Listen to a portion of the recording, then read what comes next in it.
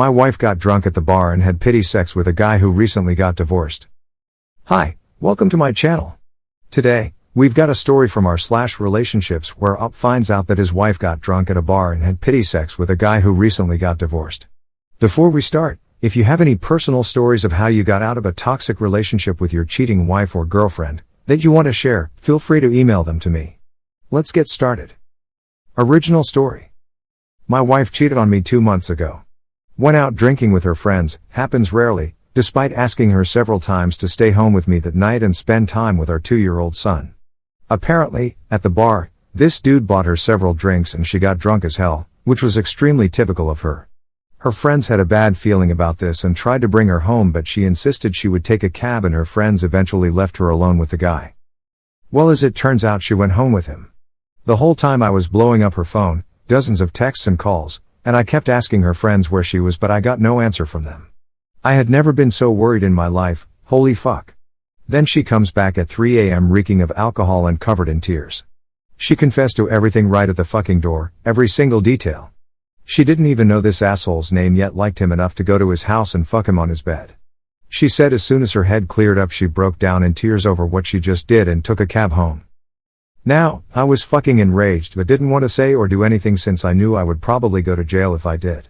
I calmly told her to shower and go to sleep, then I took off my wedding ring and got the fuck out of the house, just went around driving for a bit, screaming in the car, etc. Meanwhile, she's blowing up my phone with tons of messages and voicemails apologizing and begging me to come back.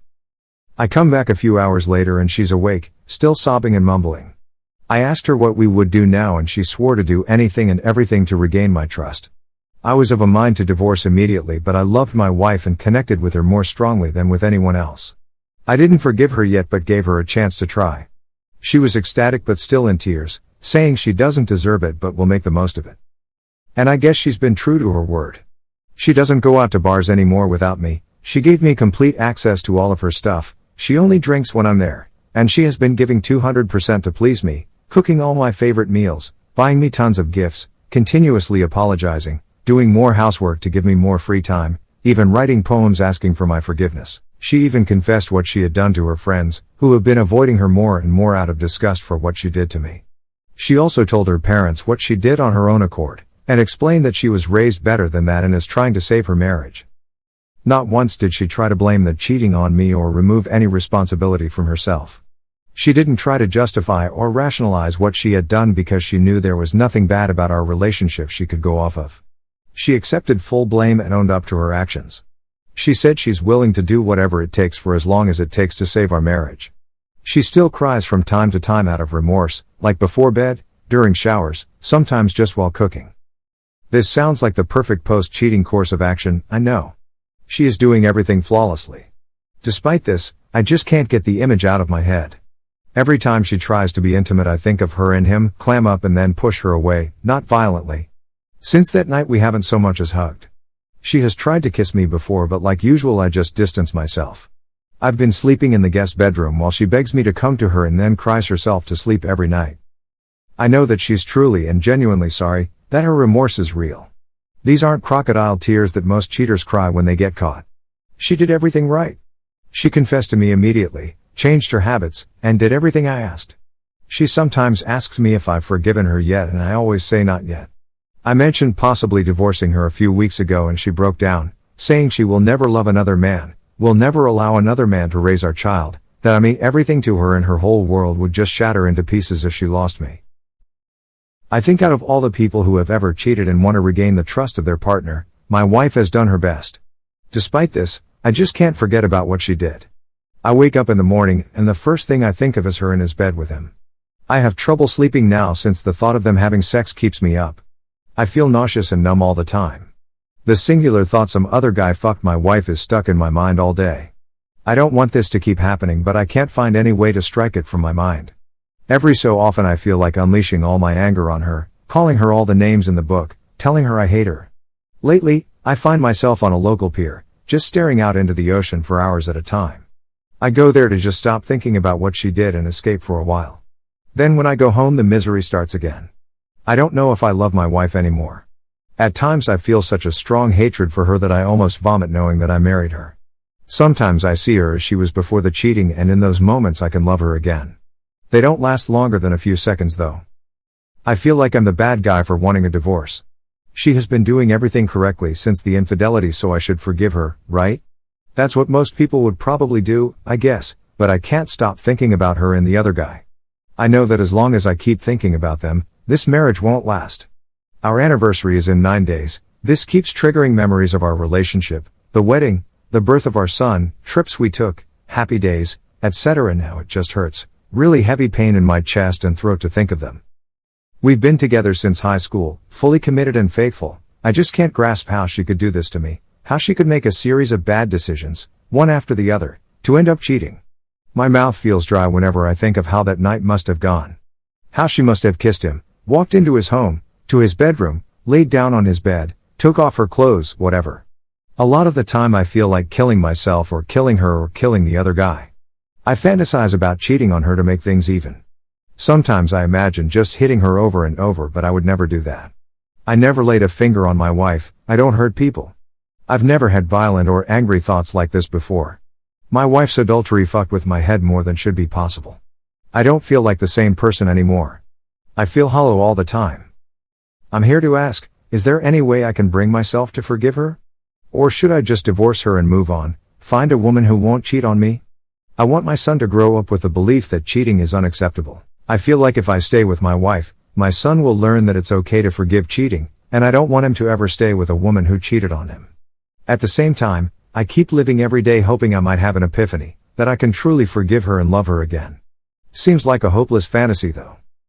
I don't want any suggestions to check out our /surviving infidelity. I've seen it already and don't want advice on there. I'm thinking about therapy for myself.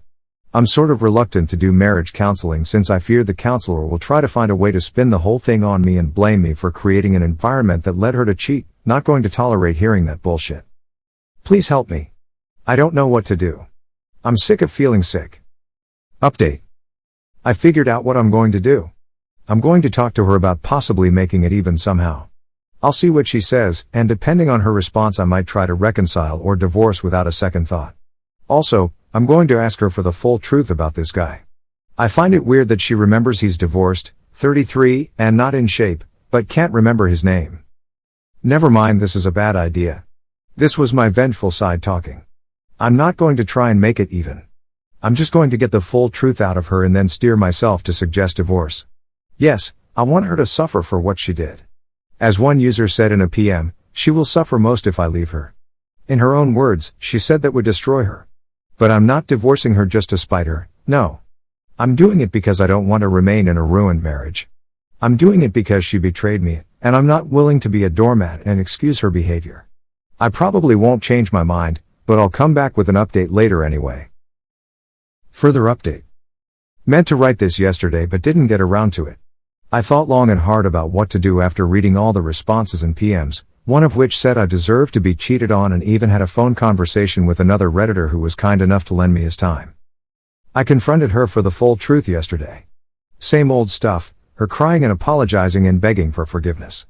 She didn't remember his name since it didn't come up after their introduction, and she said the reason she kept talking to him was that he was practically drooling over her beauty and she took pity on him for being recently divorced, losing his house, custody, money, etc. So basically my wife tried to comfort him and got her ego stroked at the same time, then fucked him.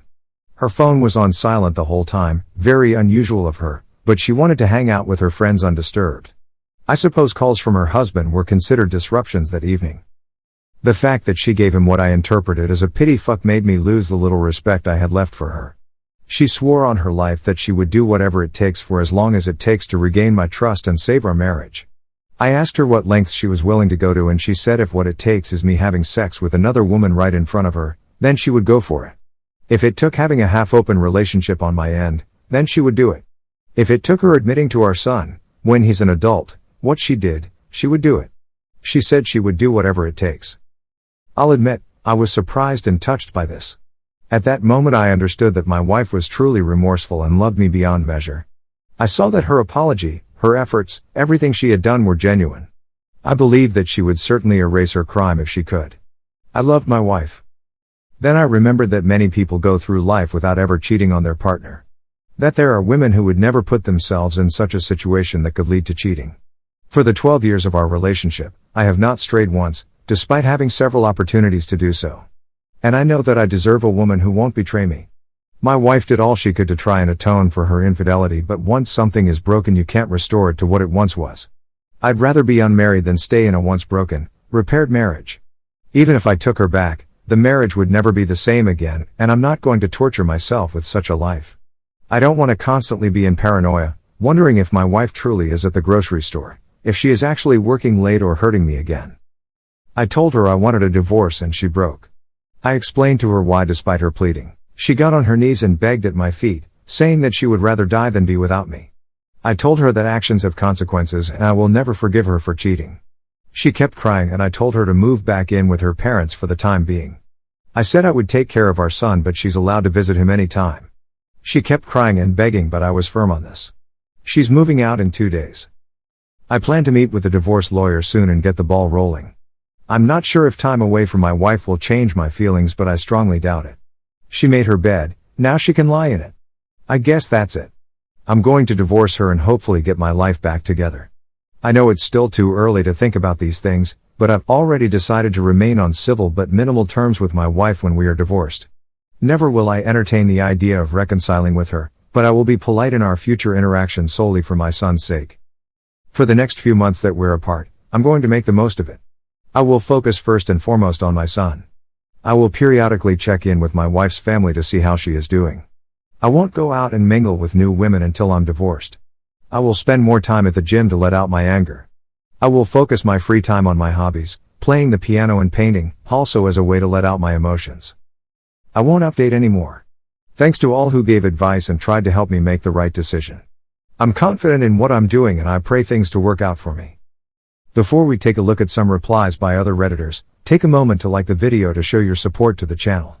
Don't forget to leave your own opinion on the story in the comments down below. Now let's look at some comments.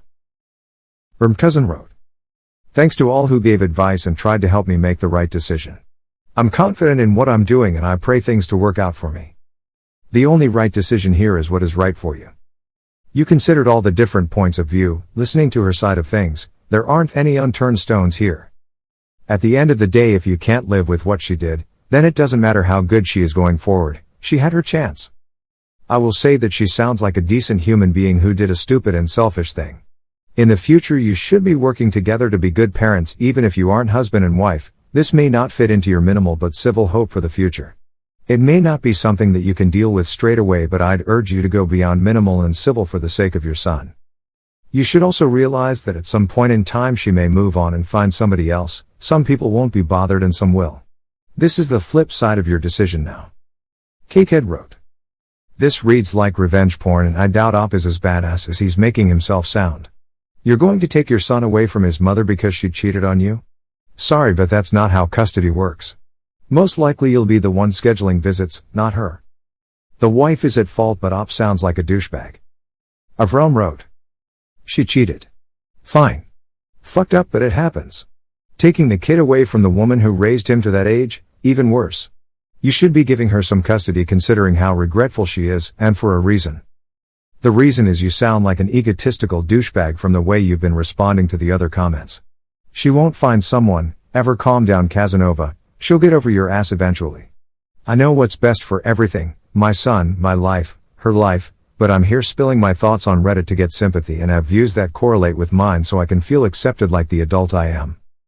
Again, sorry you got cheated on, I truly mean it. It's worse than you have a child between you. But stop being such an asshole. Grow the fuck up. You sound like an alpha male who thinks he knows what's best by being a controlling douchebag."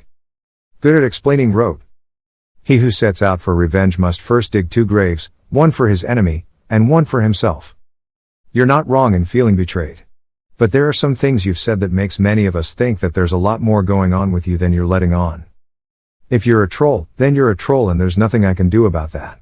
But, if you're genuine in terms of what's happening to you, there are flashes of behavior that make me worry. Being intent on punishing her for her mistakes means you won't be able to let this go until you feel like you've meted out appropriate justice. If you want to start a healthy relationship in the future, do you think this is the best way to end an unhealthy one? You won't attend therapy because you feel that the therapist will turn everything around on you and blame you for the situation. From your perspective, this is entirely legitimate. However, from a disinterested observer, this suggests that you're unable to see different perspectives. You have outright animosity for people who can forgive, questioning their inner strength or your own. This is a flag you need to further investigate. I'm telling you this because, from the sounds of it, you need and can take harsh truths. Your wife fucked up, but it's revealed that how you deal with major issues has some pretty big friggin' holes. She's at fault for cheating, but by your admission, she's done everything right, not hiding it, working towards forgiveness, and repairing the relationship as best she can. In short, she's shown that she knows what's wrong and is trying to fix it.